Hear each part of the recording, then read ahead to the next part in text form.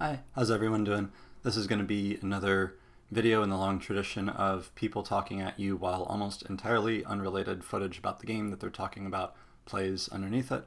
So it's basically a podcast, but it's on YouTube because I don't have a podcast, I have a YouTube channel.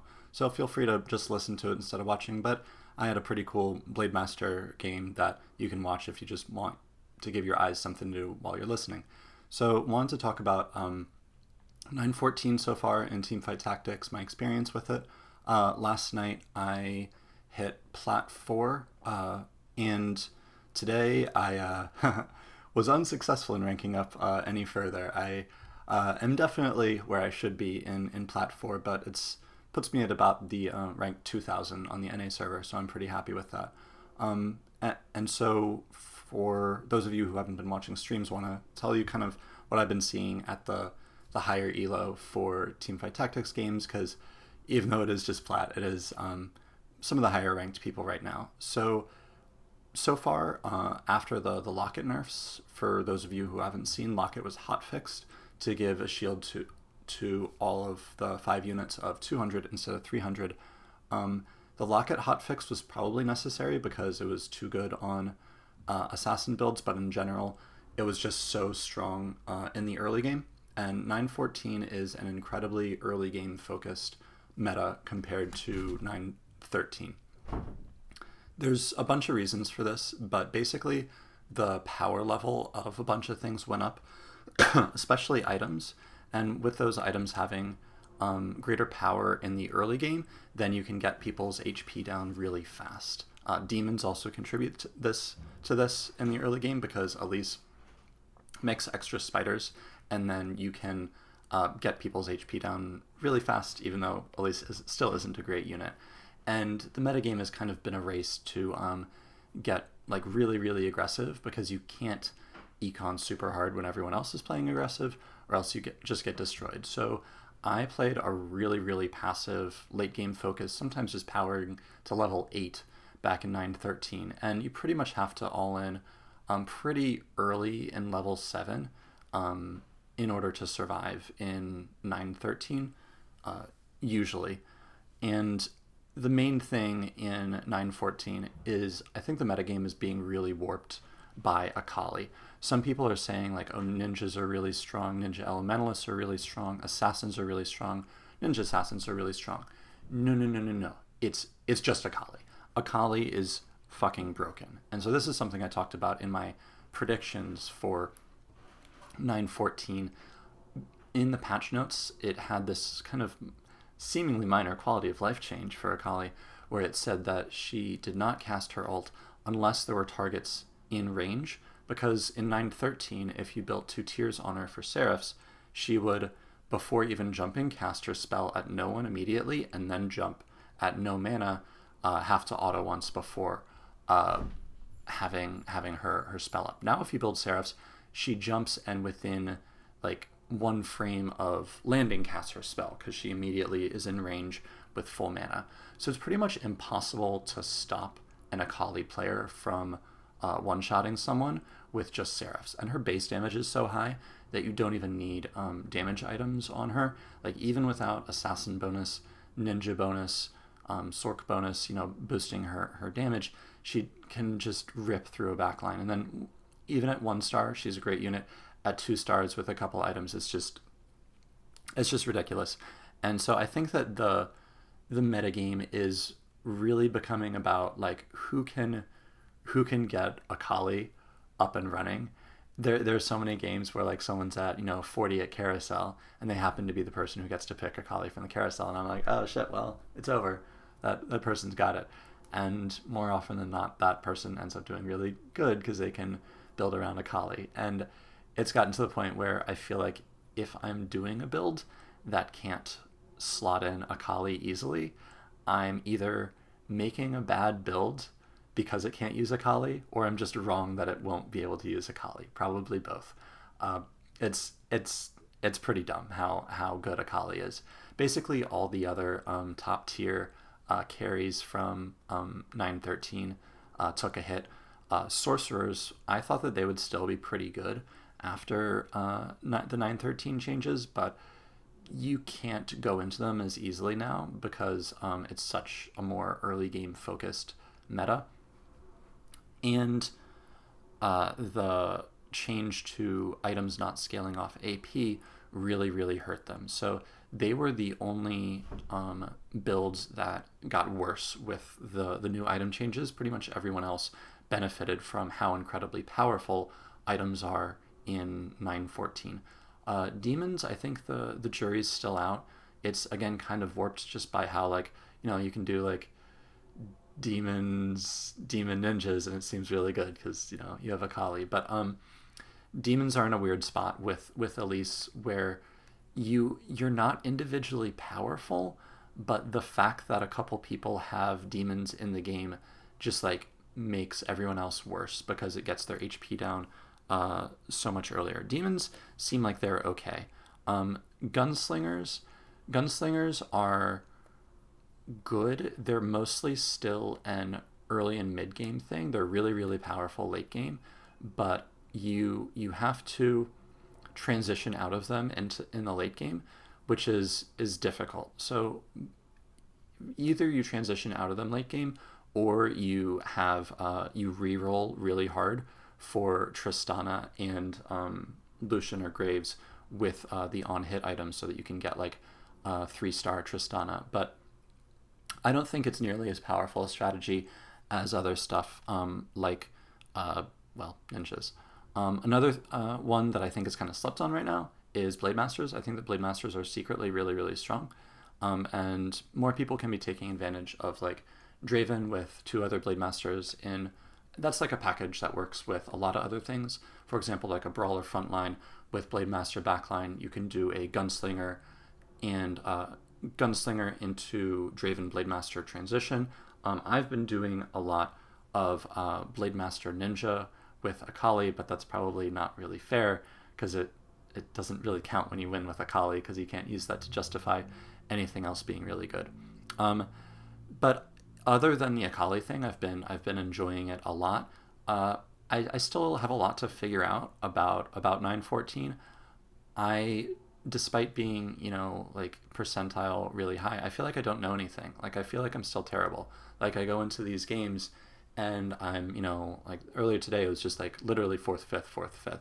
And so I feel like I still have a lot to learn about it.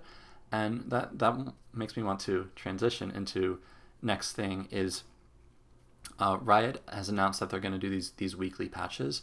And for the rest of this video, I just want to talk about why I think that's a terrible idea.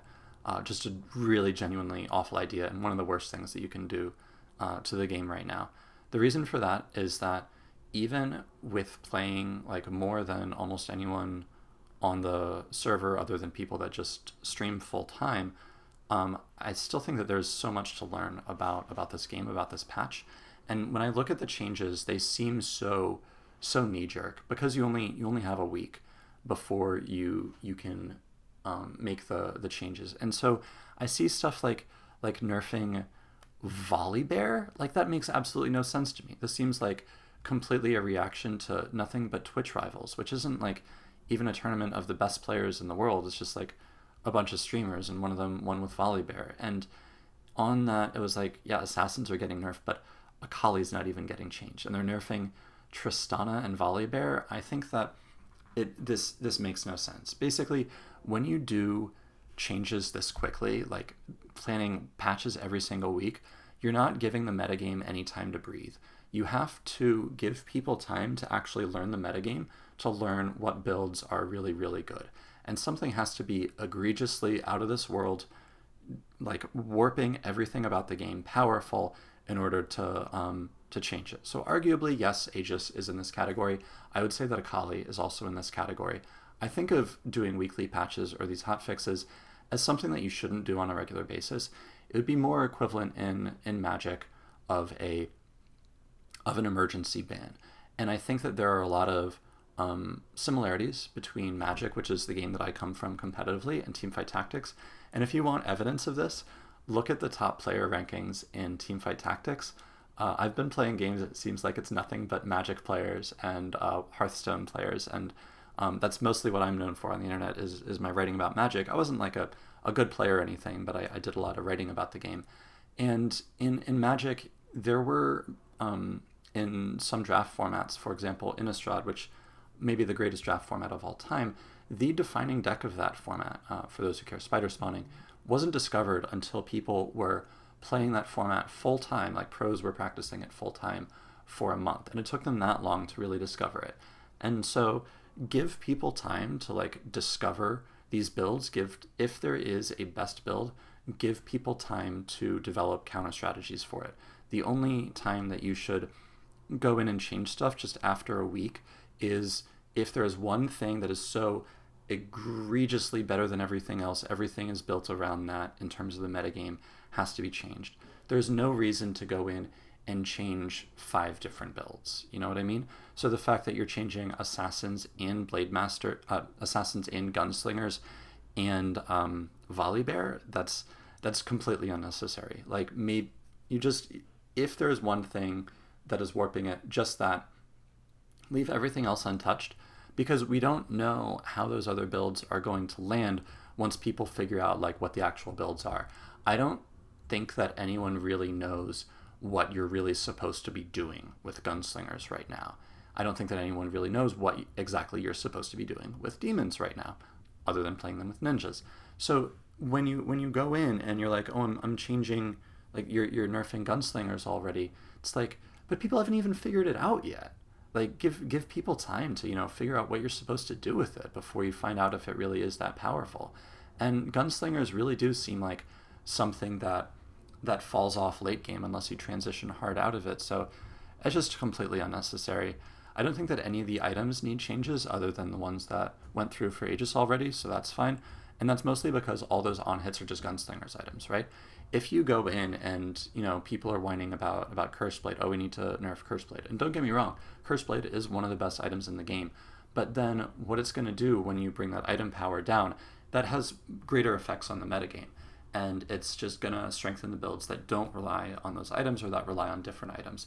For example, the more like brawler-oriented builds or the ninja-oriented builds where your items don't matter as much, or you're building like AP or health, like those, they're just gonna get more powerful based on that. And when you make all these changes at once, it's so much and you're not gonna know what happens with everything. Instead of making these changes every week, what I think the developers should do is just like work on, let's say 2 months from now, what a much different teamfight tactics with a bunch of changes at once is going to be, rather than having this team that is constantly working on updating live. Just other than hot fixes, like in an emergency, just let stuff be and let people come up with the builds and then go back and change stuff a couple months later. What Riot is setting right now is a precedent for whenever you lose to anything or whenever you win with anything, you're just gonna go on Twitter or go on Reddit and say, this is OP, needs to be nerfed. And then Riot, because they've set this precedent of, you know, they nerf and buff things every single week, people are going to actually expect Riot to do that. And it's just going to be unsustainable. Like every single week, there's going to be like posts about, you know, oh, Draven is overpowered, Gunslingers are overpowered, Sorcerers are overpowered, Demons are overpowered. And it's just going to be like constantly people trying to chase down the next fire. And what it also, I think, is really bad for the community, because people are just going to use all of their mental energy focusing entirely on complaining about what is too powerful rather than working on builds. And I realize that people are going to do this anyway, regardless of what Riot does, but I think that Riot is really reinforcing this with just tamping down whatever the best strategies are. Because if you know that every single week they're just gonna nerf whatever the best strategy is, you don't have to practice playing against that strategy because it's just gonna be gone in a week. When Riot announces we're gonna be, you know, nerfing Curseblade next week because it's too good, and Saint Vicious is saying like, oh, they need to do this, then what every other player is gonna do is just follow them and go like, oh, well, I guess I need to play with Curseblade before it's changed, even if Riot doesn't announce it and everyone knows that like X item is the best, then all you need to do is like, oh, what item are people complaining about? Well, I build that because in 3 days I won't be able to. And with these changes every week, how do you even prepare for like a tournament? Say that I sign up right now for like a big tournament that takes place 2 weeks from now, and I assume there's no like, LAN, you know, non-internet server to play on. So like, how do I prepare for a tournament? Like, if I played on live right now, I'd just be like playing around Akali and other stuff, but then it's going to be, with these changes constantly, it's just going to be a completely different metagame. So yeah, I think that Riot is really boxing themselves into a corner. I know that they asked for feedback on like players' opinions on these often changes, and I think it's kind of telling that like so many Magic people like myself are doing pretty well in this game, better than a lot of League of Legends people, honestly, because the games are so similar. And so I think that's another thing that should come over, is this like slower cycle of changes, because people actually need time to figure stuff out.